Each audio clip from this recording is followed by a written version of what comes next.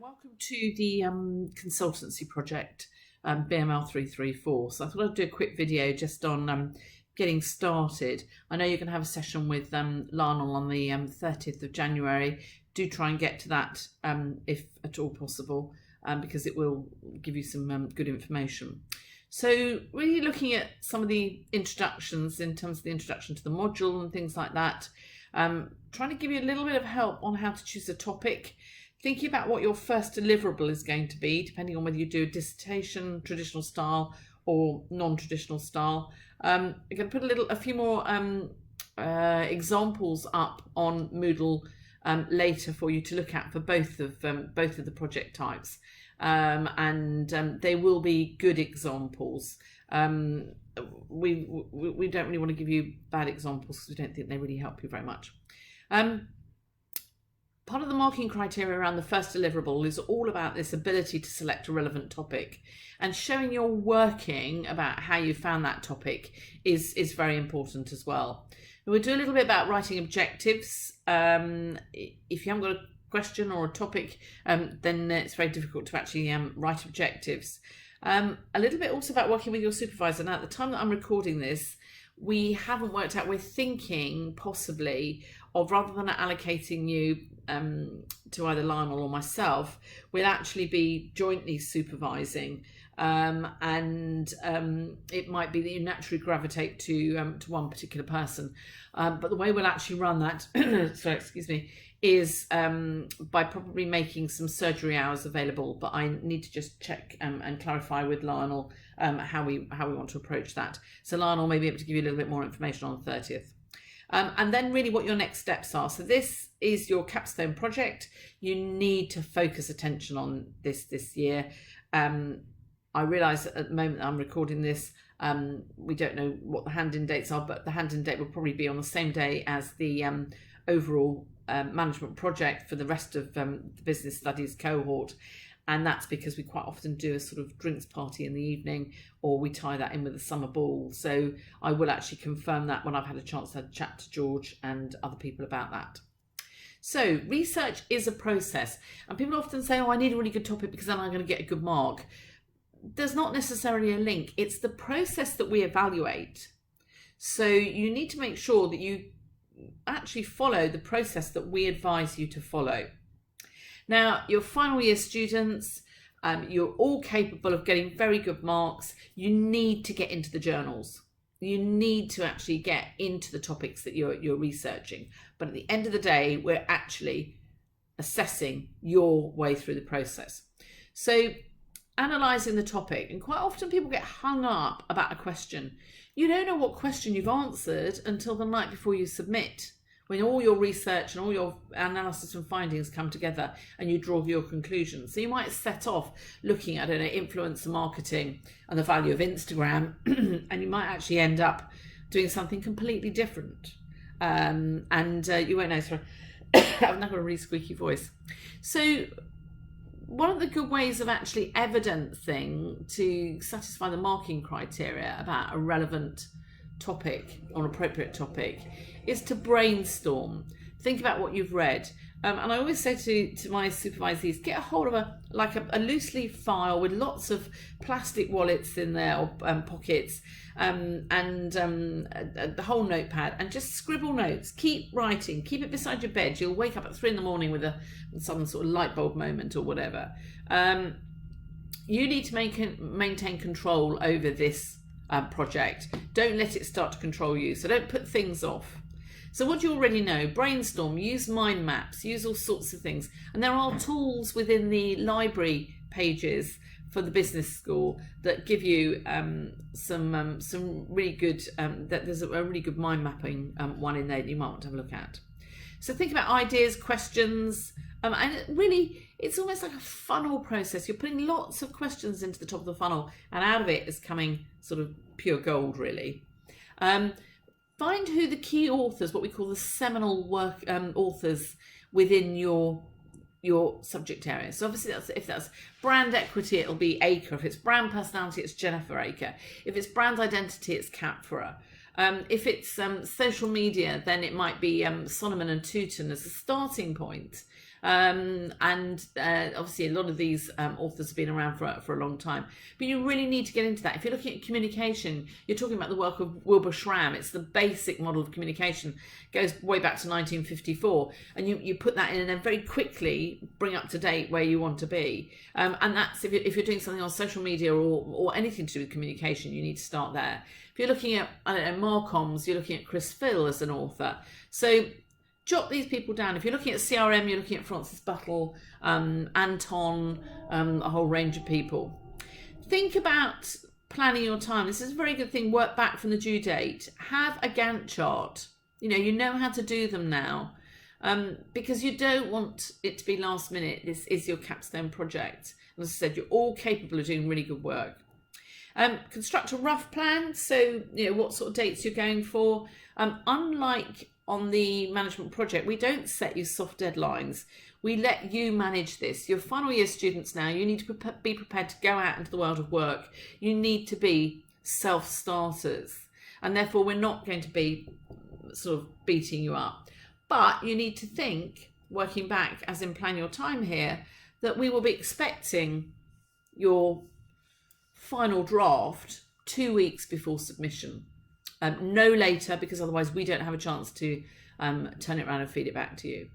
So we need, obviously, draft chapters along the way. So revise lecture notes, start here your preliminary research, revise your plan, think about researching, revise the plan again, start writing, make several drafts, proofread, submit your work. Allow time for printing as well. If you're dyslexic, make sure you've put in meetings with the support team, who are very helpful around this. So choosing a topic. Saunders, Lewis and Thornhill, which is the book I've recommended that you get hold of, say that actually you need to think about this checklist, and there's nothing wrong with you putting this in your appendix or actually putting it as a figure in chapter 1 to show that you've actually, how you've chosen your topic. So does it fit with the university specifications and meet the standards set by the examining institution? So it needs to map onto the type of thing that you need to be doing for the module descriptor. So go and have a look at the module descriptor. Think, does this topic allow me enough scope to actually fly, really? Is it something with which you're truly fascinated? You're going to be working on this for 6 months of your life, okay? It's half a year. And if you're 21 now, that's quite a significant amount of your time. It's about 2% of your total life will have been spent working on this. So you need something you're really interested in. If you're interested in it as well, you're going to actually get into that data and actually map onto the marking criteria far better. Does it contain issues that have a clear link to theory? So it's no good with social media. Quite often people say, oh, there's no theory here, and they've got electronic bibliographies which don't get you as many marks as a proper academic, robust literature review or bibliography. So social media, as I said, the foundation of social media is it's a communication tool, and you're still looking at Schramm's model of communication, where the sender sends a message that's encoded and the receiver receives it and decoded it. Now, if you're looking at fake news, that's a really interesting topic, because that's all around noise in the communication channel. And again, it has a link to theory. Can you develop it within the project time frame? So if you're looking at, I don't know, what the long-term impact of Brexit's going to be, no, you can't undertake that within the time frame. You might be able to say what the early indications are for the outcome of Brexit, but even so, I would say steer clear of it, actually. Is it achievable within the available time? We've talked about that already. Do you need financial resources? So if you need, for instance, to generate quite a lot of research that you might need to pay for, I would steer you away from that subject. And this brings us on to, can you gain access? So what we mean by that is, do you actually have the capability of getting to people within the demographic that you're targeting, or the population? So for instance, you're trying to find out what the aging population is doing for product development. Can you actually talk to product developers? If not, then it's not actually a very good topic. You need to change it slightly, tweak it, and think about maybe looking at, going along to your granny's, I don't know, whatever club that she goes to, and asking older people. So putting a slightly different a change on it to say, what sort of products do older people want? Are you able to state what you actually want to achieve very clearly? Because that's part of the process. And would it provide fresh insights into the topic?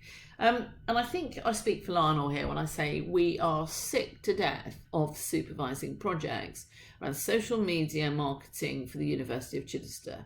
That's one of the reasons that we as a team changed the process and you guys did agency life in this. You know, it's not a good topic to research. It's very difficult to provide fresh insights into that. We've seen it all before. So we want topics that are quite exciting to supervise and of interest to us as well, because then we're going to be inspired by what you write. We can go and inspire next year's students.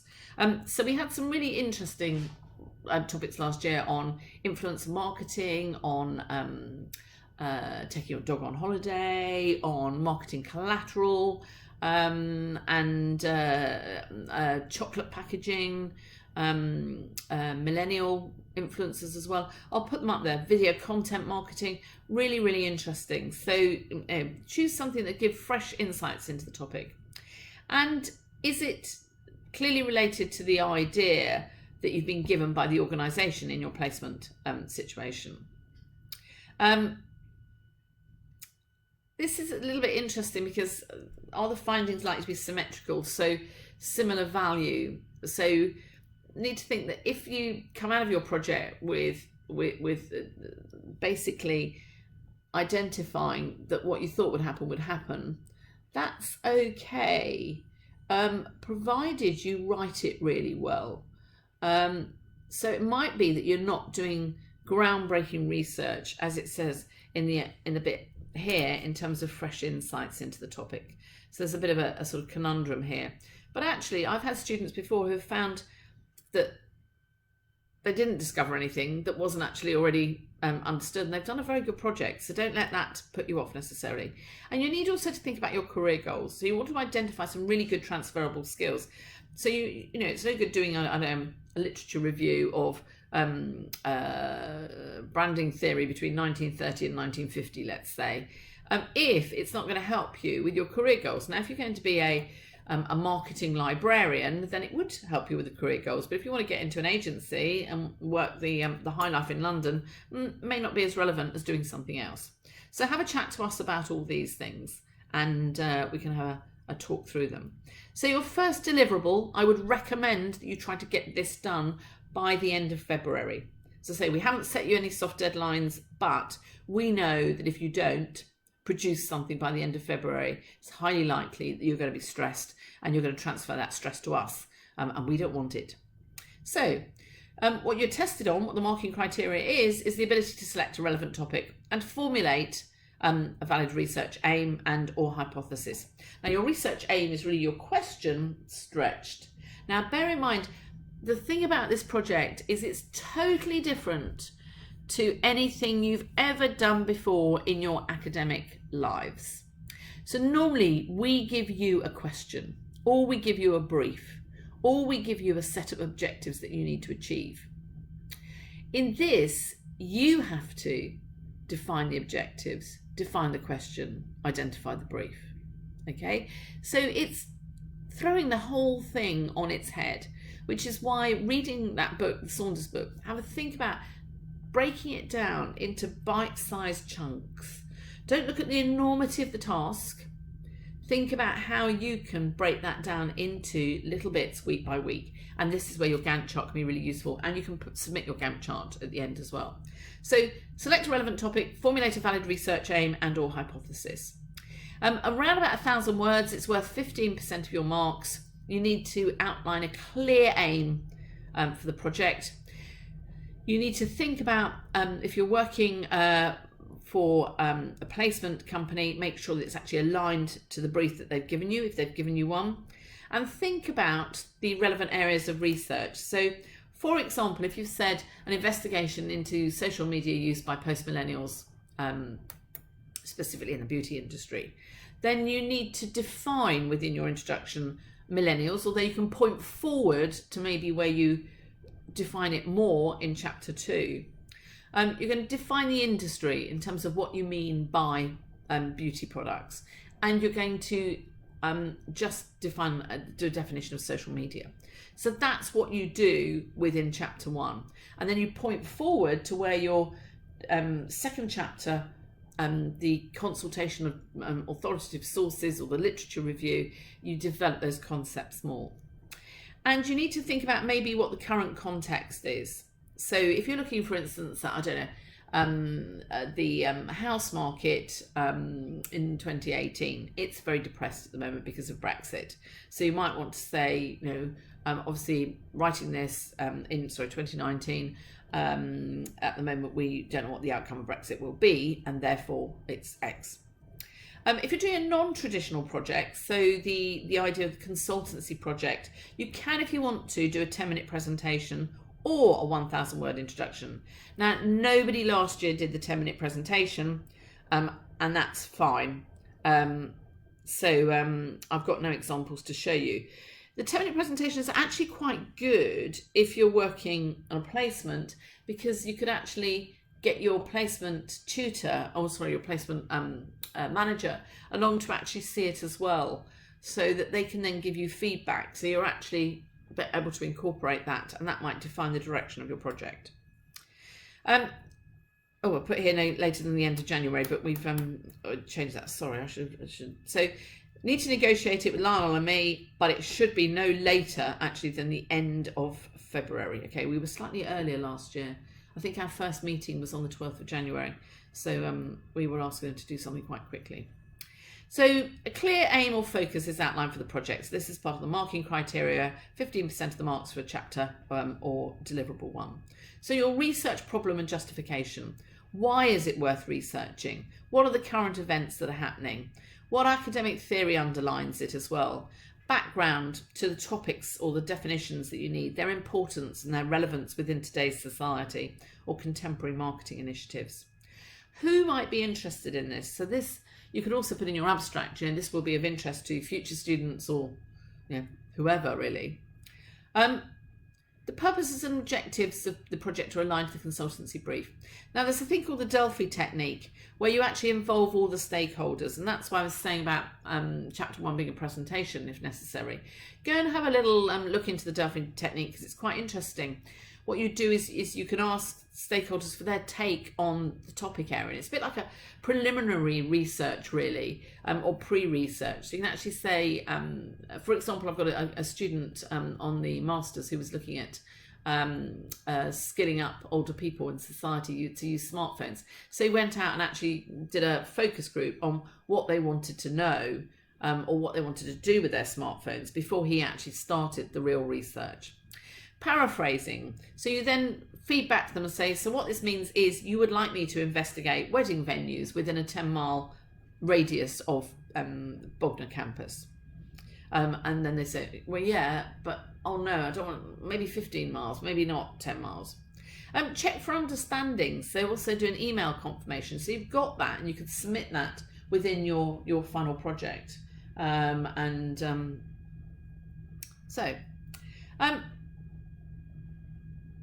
Looking at how to write research objectives. Sorry, I was just going to go back to that and say, it's very good as well to, in a way, you can put this into your Gantt chart, so you're ticking along the way, and this will help you deal with the stress. I mean, you're doing a 30 credit dissertation or consultancy project. We took the 45 credit management project out because it caused huge stress to the marketing students, especially those on placement. So email confirmations are quite important, with you checking with the project sponsor or even checking in with us. Now, just be realistic about this. We can't be thinking, is this right? Is this right? Very difficult to see within the context.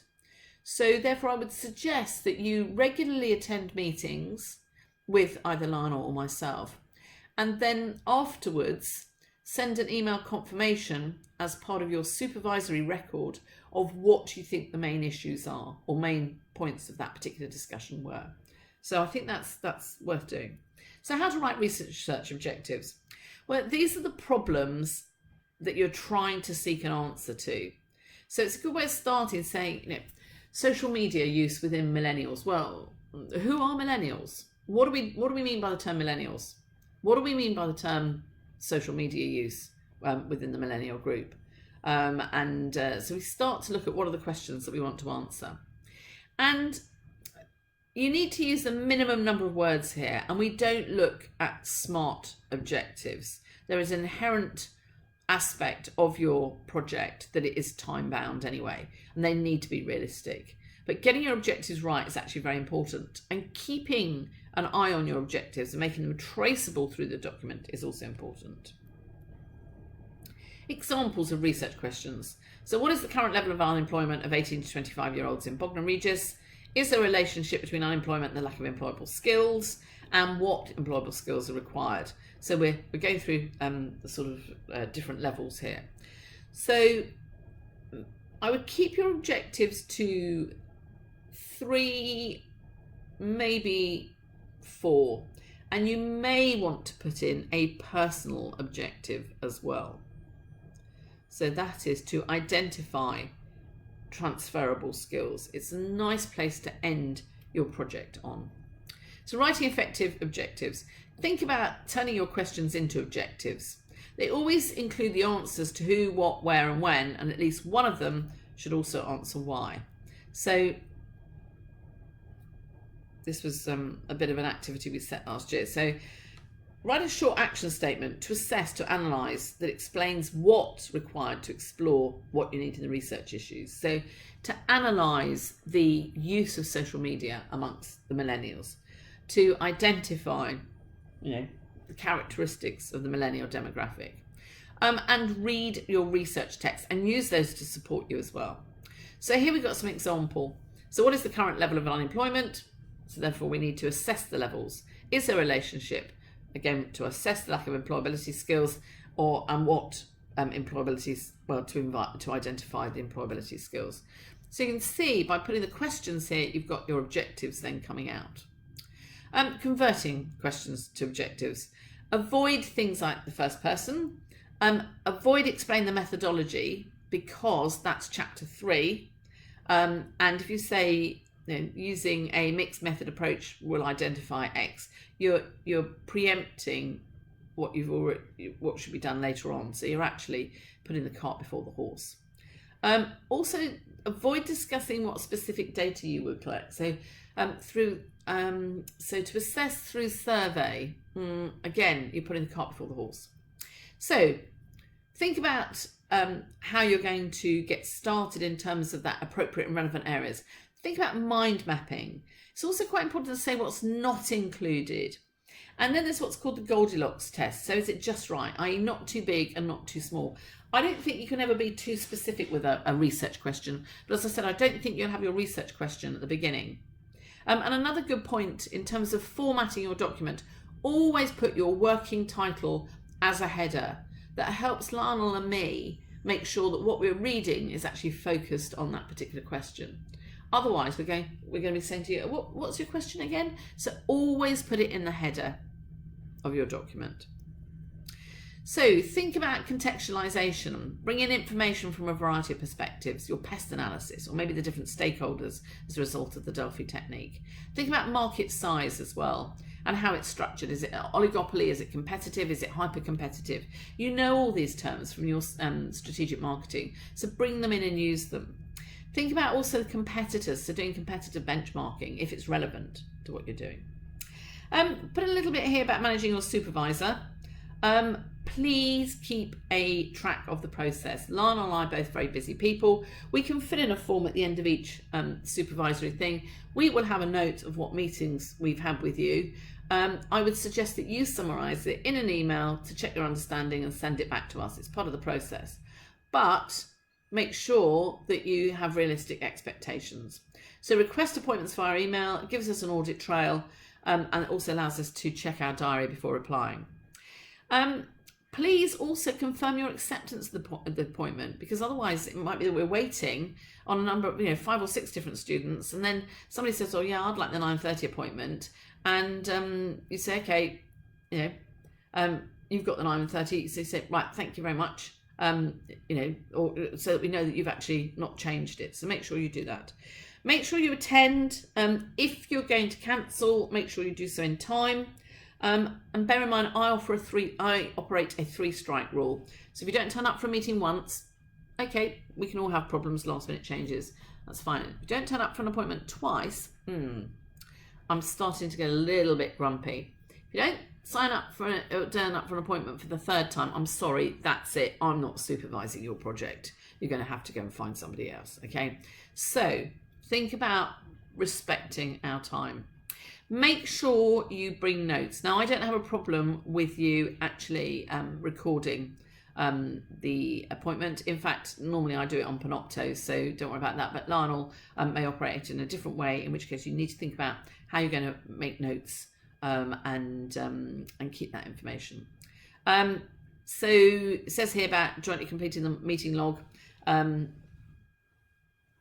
I need to do it really. Because it's part of the submissible, so I will get on and do it this year. Yeah, you know, respect us. I think you know us well enough now to know that we don't mess you about, hopefully. So, bear that in mind. And make sure you've read the handbook so you know what you're doing. So, next steps. Arrange to meet a supervisor. I think you need a follow-up meeting within the next few weeks. Make sure that we complete the supervisory record. It's available online, so bring that with you. It is part of the submissible. Think about a topic, do some brainstorming, come to us with mind maps and stuff like that.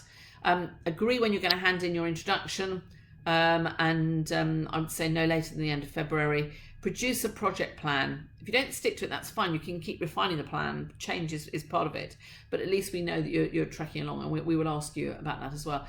And the important thing about that also is that it's a very early warning sign. So last year we had a poor student who actually did exceptionally well in the end, but she was 5 weeks into the project when her placement company withdrew support for it because of confidentiality.